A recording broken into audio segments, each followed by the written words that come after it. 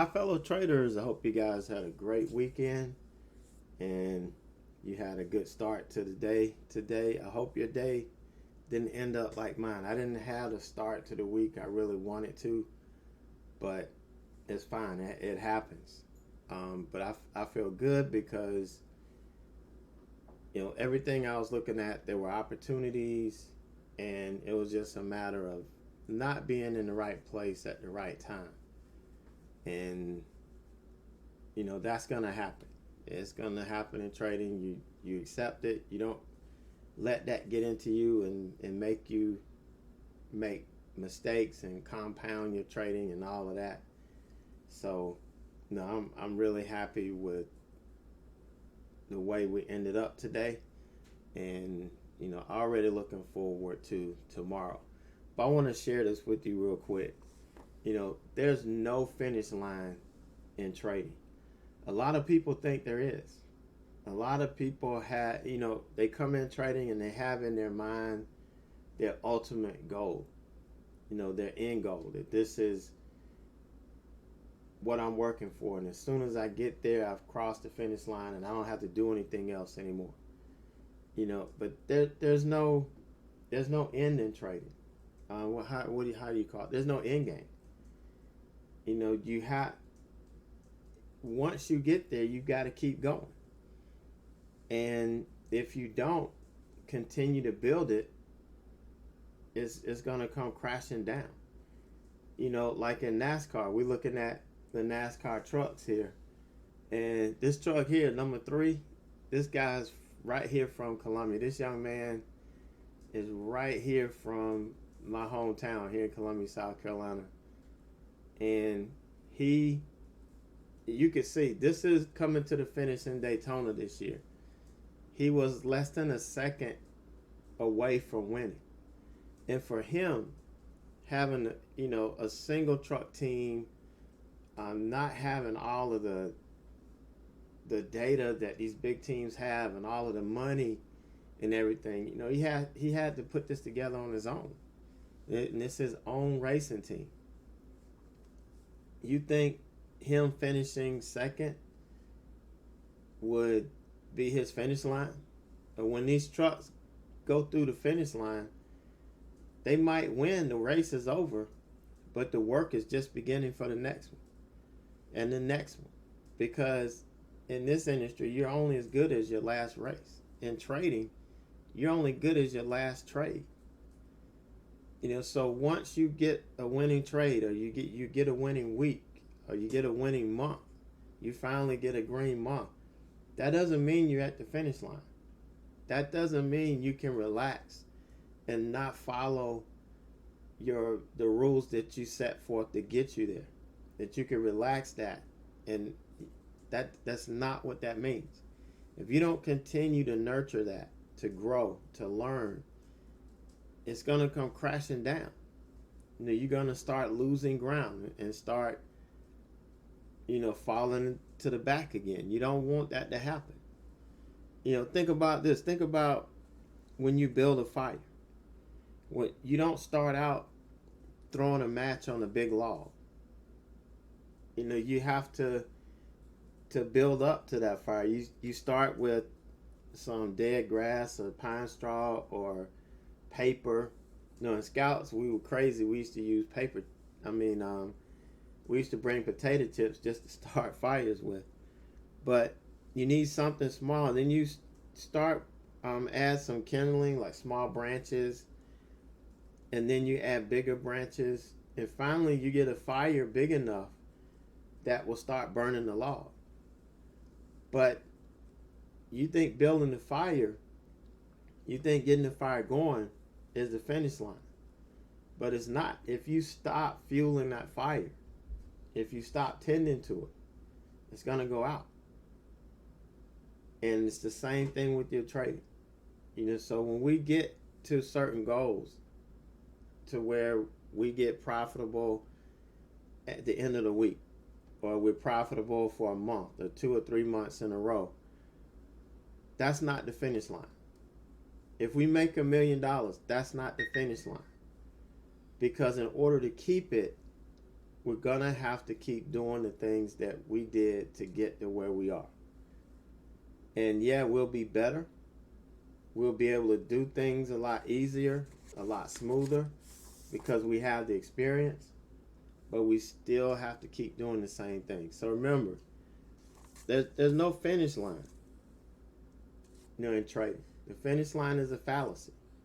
The finish line is not becoming a consistently profitable trader, because you got to keep going. If you stop, you're going to fall to the back again. And nobody wants to do that. All right, so I've got a couple more seats. I know I threw this out there kind of at the last minute because I honestly forgot I was doing this week. And I remembered it yesterday. But a lot of people ask me about a free trial, so I'm trying to do one every quarter. So this is the free week this quarter. I had several people sign up. I've got a couple more seats left. Once it fills up, I can't take any more. So this will probably be the last day you see this. But just a couple more seats in the room for our free trial. So email me, ed@AverageJoeTrader.com, and I'll get you fixed up. All right, so today, now looking at the SPY last night and how we were kind of pushing up, there was a lot of strength there. I was hoping that we would open above 323 today, that we would open above this level. But we didn't. We opened significantly lower, but above Friday's close. So we opened green, and we pretty much stayed green all day. It's a pretty decent day overall, but we closed just above this 323.40 level, and the market's been closed for an hour or so, almost 2 hours now, and we're still hanging around. We're not going anywhere.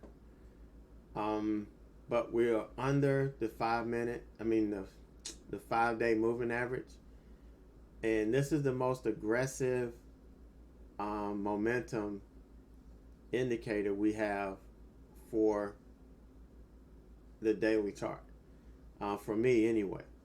So we held over the 5-day for so long, but ended up losing it. But I'm telling you, the bears, they're losing grip. They cannot get a grip on this market. Now, I could say I'm a bear, but I'm not a 100% bear. I am going to go where the market takes me. So I'll go long, I'll go short. I like shorting because it's easier. It's easier to make money shorting. For me, that's the way I see it. But the bears at this point are incapable of gaining any momentum to the downside. Okay, we didn't have any positive news today whatsoever, other than the Democrats and Republicans are going to meet tonight to discuss this next stimulus package. But you've got division in the Republican Party, you've got division in the Democratic Party, and then you got the two parties trying to come together.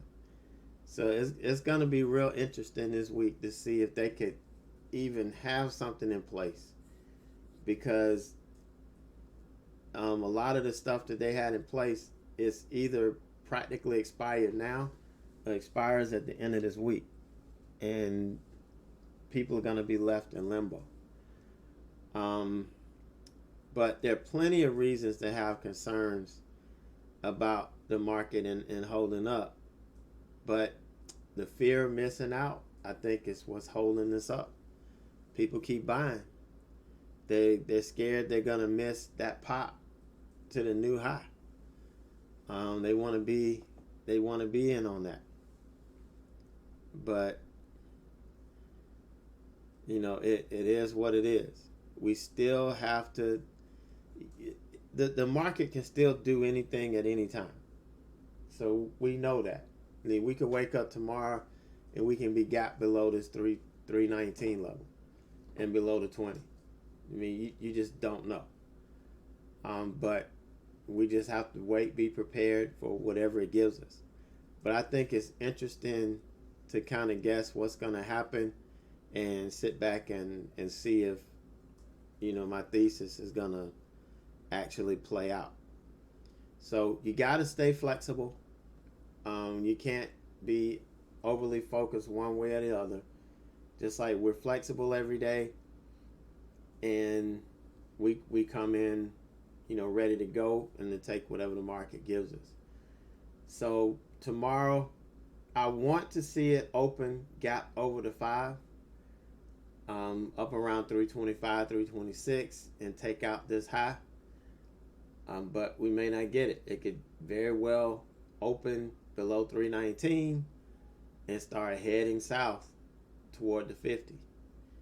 So, tomorrow it's going to be an interesting day. All right, so first trade out of the gates today was BA. And this was a little mistake on my part because I didn't realize this was a daily level. What I initially marked this as the bottom of this channel that it put in. We put in the bottom of the channel here, put in the top here. So it put in a channel for me so that if we broke above it or below it, I could look to trade it. So this was me looking to trade it below the channel break. This is 100% fear of missing the move. 100% fear of missing the move. So I made a couple of errors on this trade. I didn't have this level marked. I honestly didn't see it until I went back to see if I was missing a level here because of the way this thing, bounced as soon as I got in. I went back and looked, and I found this level here that I completely missed. This was kind of camouflaged. So had I seen this, I never would have taken this trade. But I jumped in, a little bit of fear of missing out, a little chasing here. But it was well within, it was right on the ragged edge of being okay. That's something that I could deal with if it made the move I was looking for. But obviously it didn't. Turned around. And yeah, probably let it go a little bit too long. But here was the candle that closed above the opening range low. And I should have jumped. As soon as this closed and this thing dipped and started to get bought up, I should have jumped out then. But I waited until we got over the moving averages and all of that. So took a little bit bigger loss than I wanted to, maybe by like $100 or so. But I mean, it's not bad, but it wasn't good. So this is the mistake trade of the day. Made a couple of mistakes. I got an F on this deal. But then look at what happened. After it made this big recovery, it finally sold off and made the move that I was looking for. So here was, we broke this channel. We did make a little move down, and then we bounced. It didn't move down far enough for me to take where I would have taken profit. So I would have still been holding this, and we rejected the 9 here, and this thing fell back through and kind of took out this channel a little bit again. So I would have taken profit down here. I think this would have been enough to take profit. But if not, it eventually would have got there. This was a tough trader because of how it traded. You can see we would sell off a few cents, bounce. Sell off a few cents, bounce. Sell off a few cents, try to bounce. Sell off a few cents, and then we just kind of bounced. But if you had the patience to deal with this during lunch, this was a pretty lucrative trade. I didn't. I had a couple of mentor sessions, and the timing just never worked out to where I could get in this in between the sessions and, be able to manage it. So it just didn't work out. Again, just being in the wrong place at the wrong time. is what happened here on BA. But you know, again, this just left a bad taste that I just had to get out over lunch. And this one, man, this DraftKings, when I looked at this morning, and I was like, you know, we were looking at it up here around 8:30, and I'm like, oh, we just made a new high pre-market. If you looked at the daily chart, it looked pretty good. So I was like, I might look at swinging this. You know, all of the sports are back. I think sports betting is going to be up. And all of a sudden, I think word came out. I heard on the news that baseball was canceling a couple of games because I guess most players on one team tested positive. It was kind of going through the clubhouse. And I don't know if this was moving on that. I never really checked to verify it, but it just,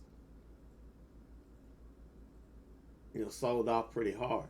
But I missed it. This was a good opening range breakdown that you could have taken. It was outside of 10 o'clock, so you had to wait for it to confirm. But waiting for it to confirm, it gave you a really, really good move. And so I was looking for the reversal on this. I love this chart. I love the big sell-off here. A beautiful reversal chart. So I was looking for levels. First I looked at 35.15. We kind of fooled around here a little bit, but then we sold off. We hit this 34.76 level, and it looked like we were going to hold up around here. So I waited for this candle to close. Once this opened and it started to push, I got in, and I was looking for the 9. And maybe it popping back up to the 50-day here, but at least to the 9 moving average, and it never did get there. We got some weakness right at the end of this candle, and this candle opened pretty weak and started to sell. So I didn't have any other chance but to just take it off. You know, I wasn't going to sit there and let it really take me negative. Just wasn't going to do that. And you could see what happened after this. If I'd have been holding on to this, it would have taken me negative. But I didn't catch this. This was just too big of a move to even catch. So I wouldn't even sit here and say I missed out on this move. I missed out on this move. This is the move I missed out on. I wasn't in the right place at the right time, and ended up kind of dealing with that. So the last stock I traded was MRNA. Actually, this one was the first stock out of the gate I took. Opening range breakdown. This was on short sale restriction, I believe. Wasn't it on short sale restriction? And I got in. Yeah, it was on short sale restriction from the previous days. And I got in a little bit later than I wanted to, but you got to wait for an uptick. So I had to chase it down a little bit. My button will chase it down. And I got in, and this candle opened and started to sell. And then all of a sudden, it just got bought up aggressively. And this is just a product of me being experienced reading price action, and I just took it off. And turns out that obviously this was the right thing to do, because look at what happened here. So once we recovered and we pulled back, we consolidated a little bit, you could say we flagged here. And as soon as we broke the top of this channel, I got in, got some profit up here at 80, and this thing abruptly came back and kind of stopped me out. And it didn't do much the rest of the day. Didn't really do much of anything but trade sideways. So again, not the best of days. the moves just did not follow through. And again, the biggest issue I had was on BA, that I let run a little bit too much. Normally 300 to 350 or so is all I'm going to give it. Almost $500 on this one. So just like I said, I got F- on that trade. It was just, everything was just wrong about it. But DKNG, this was practically scratched because it just didn't work. The reversal wasn't there. The stock was just too weak. And you just have to know when to cut that off. Then MRNA, we took the first loss on it. But then the second trade, we did pretty good on, and ended up plus $195, almost $200 to the good after that. So we ate up the first loss, and then we kind of added to this. So, and actually it wasn't really a loss. It was probably a scratch trade initially. This right here, this scratch trade. So, I'll take it. I righted the ship. I recognized the errors, and was able to get my head screwed on straight and trade with some sense the rest of the day. So that wraps that up. The two swing trades that I was already in, CWH and PayPal, PYPL, those actually recovered from Friday. They're doing really good right now. Hopefully one or both will hit a target for me tomorrow, so I can lock in some profit on it. Today I got in FE. This is from our watch list yesterday.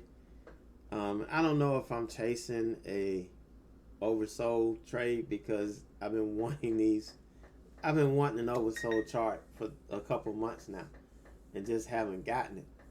But found this one. It had a nice little gap that I felt we would not have any issue closing up. But you can see we had a kind of an inside day today. We made a higher high and a higher low, but just on a weak candle. So there was some kind of bad news, but even with the news, this thing opened pretty strong, and I thought we were gonna do some good today, but that's fine. We'll see tomorrow. Obviously the stop's gonna be the low of this candle here. We're gonna kill it if it hits the low of this, but still looking for something out of that. So green on all other trades that I'm in, and then we got this one. So we'll keep an eye on these this week. I don't think I'm gonna get in another swing trade unless I get out of one. I'll spread too thin right now, because I didn't talk about the one in Center Point, GIS. That one is on the verge of dying. It came close to the stop today, but it did recover. So we'll see. All right, guys. So have a great night, and we will catch you tomorrow.